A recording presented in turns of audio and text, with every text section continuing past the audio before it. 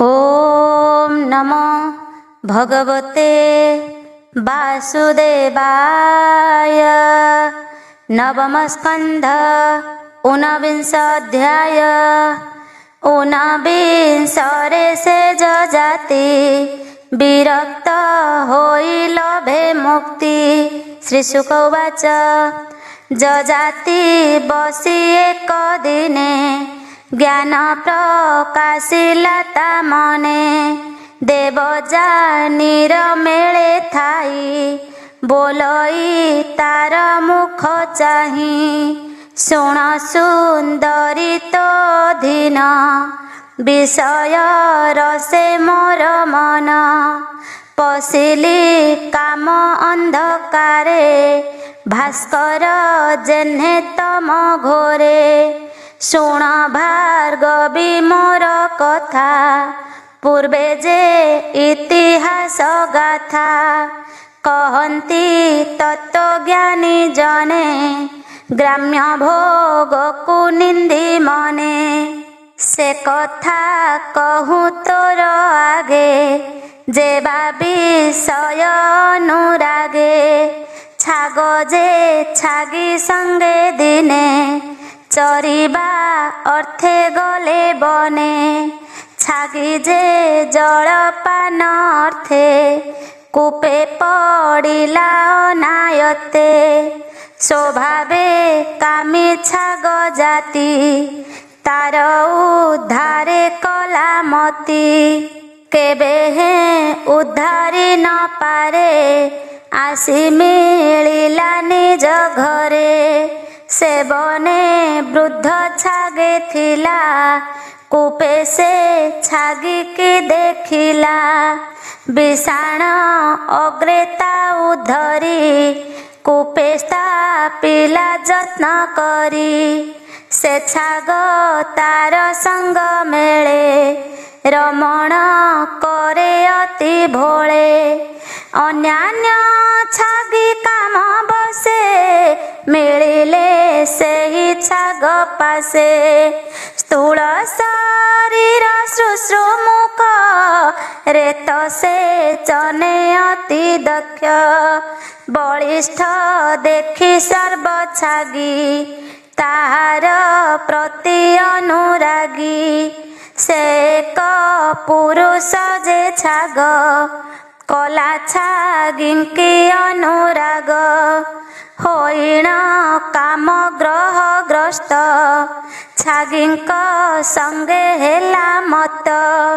से जे छागी कूपे पड़ी थिला देखिनी जर अवहेला। कामी छाग को कला त्याग ता प्रति होइला विराग। सतरे छागी गला चली छाग जे पकाई बोबाली। ताहार पछे गोड़ाइला पथे छागी को न भेटिला। छागीर अधि स्वामी घरे से दुहे मिलिले सतरे।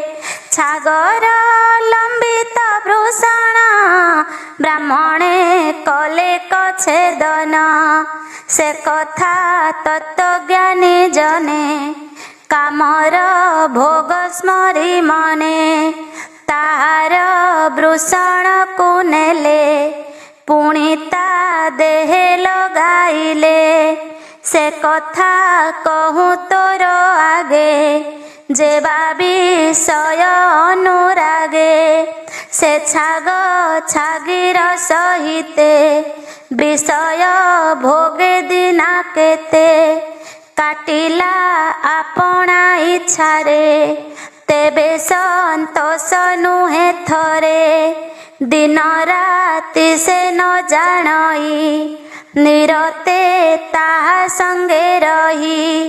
तथापि न लभिला तृप्ति अग्नि रे जेन्हे घृताहुति। से छाग प्राय तोर संगे मुहि बुड़िली प्रेम रंगे।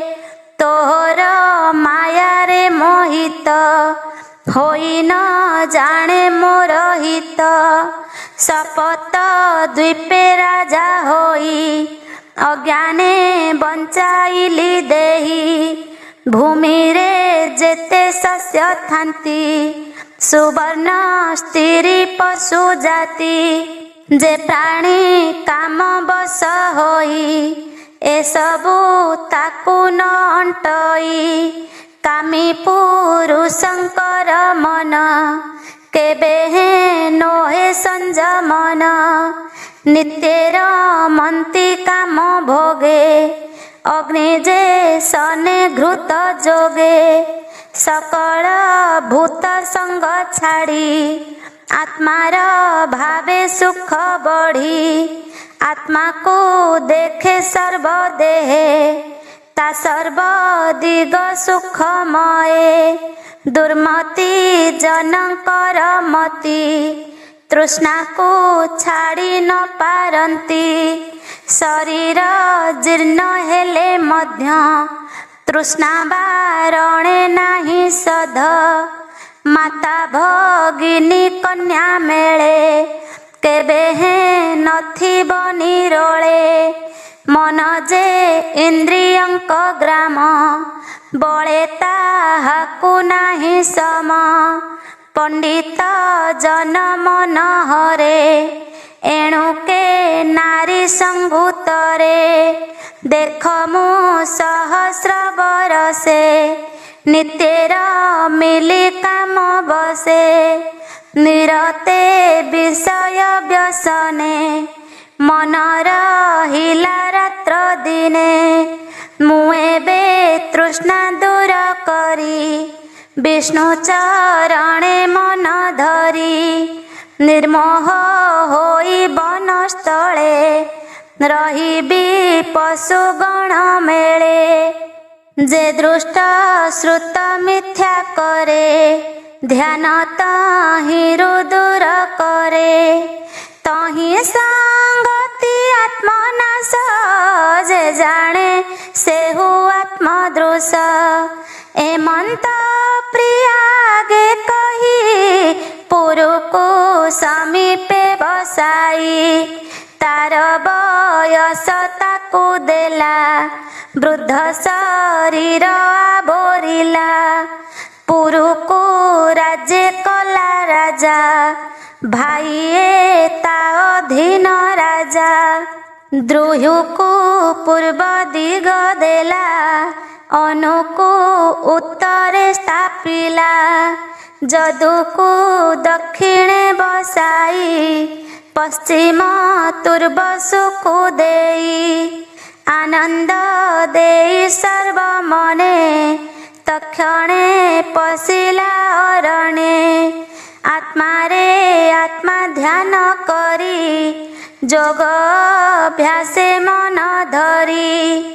परम ब्रह्मे से पशिला सुण हो अभिमन्यु बळा। एकथा देव जानी शुणी स्वामीर पथ मने गुणी। संसार स्वप्न प्राय मणि एमंत भाली से तरुणी। कृष्ण चरणे मन देला विष्णु मायारु से तरिला।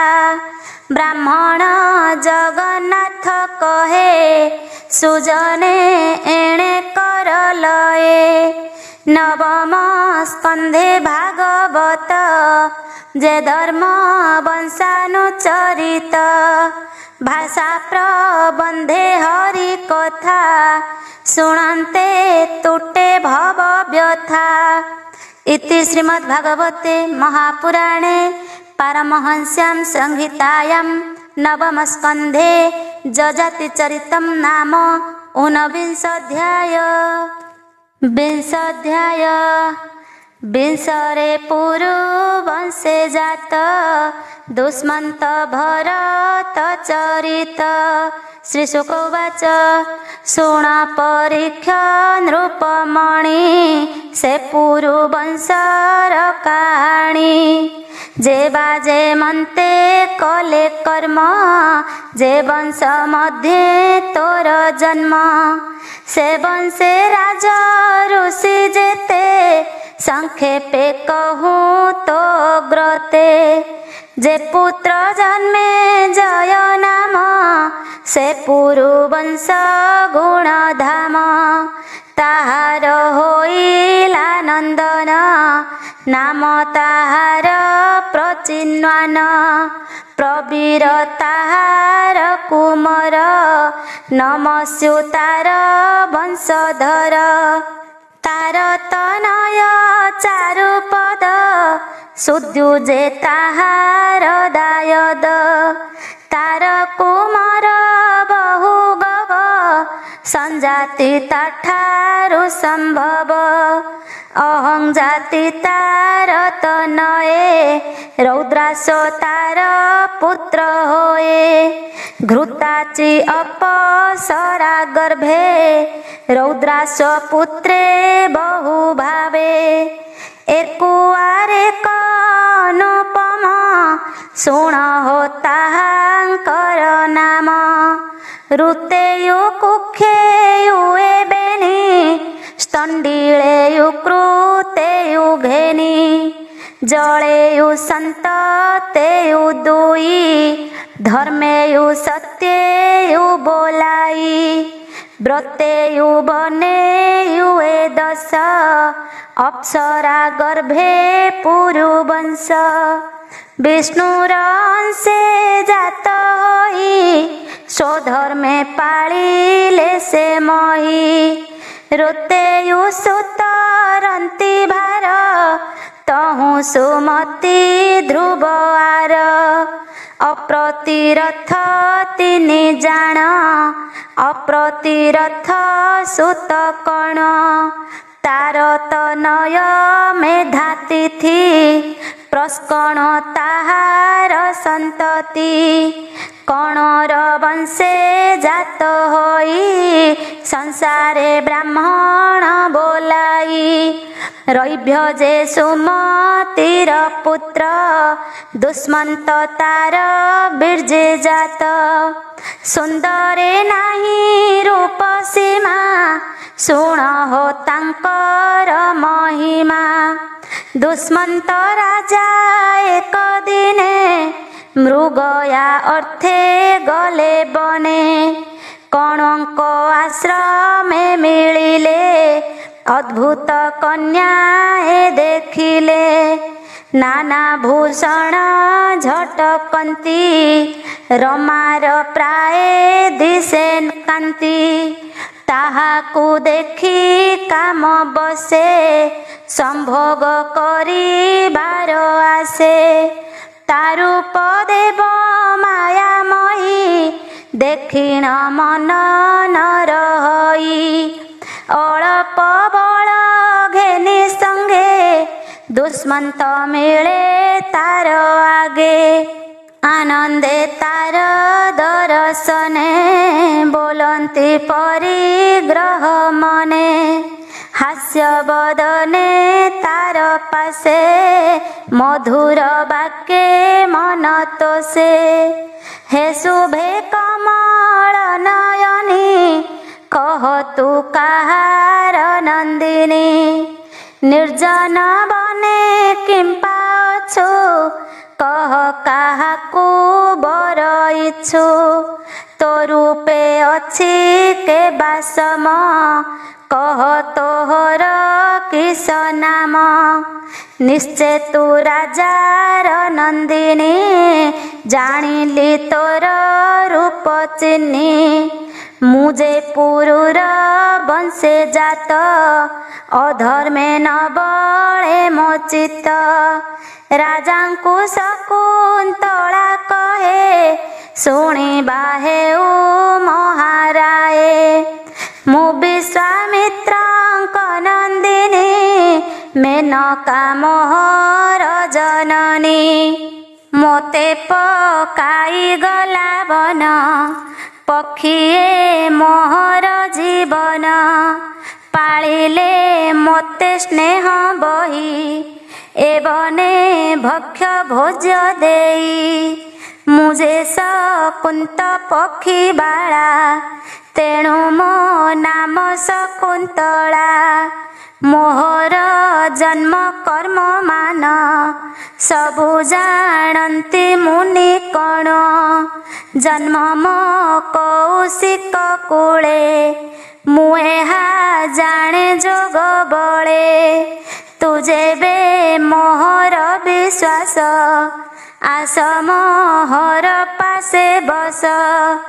ମୋହର ପୂଜା ଘେନ ତୁହି ନିବାର ଭୁଞ୍ଜ ଏଥେ ରହି। ଏମନ୍ତେ ତାର ମଞ୍ଜୁ ବାଣୀ ଆନନ୍ଦେ ବୋଲେ ରାଜା ଶୁଣି। ତୁ ଜାତ କୌଶିକର ବଂଶେ ତୋହର ଇଚ୍ଛା ମନ ତୋଷେ। ଯେବେ ବରିବୁ ତୁହି ମୋତେ ଏ ମୋର ସତ୍ୟ ବେଦ ମତେ। ଏସନ ସତ୍ୟତାକୁ କରି ଗନ୍ଧର୍ବ ମତେ କନ୍ୟା ବରି।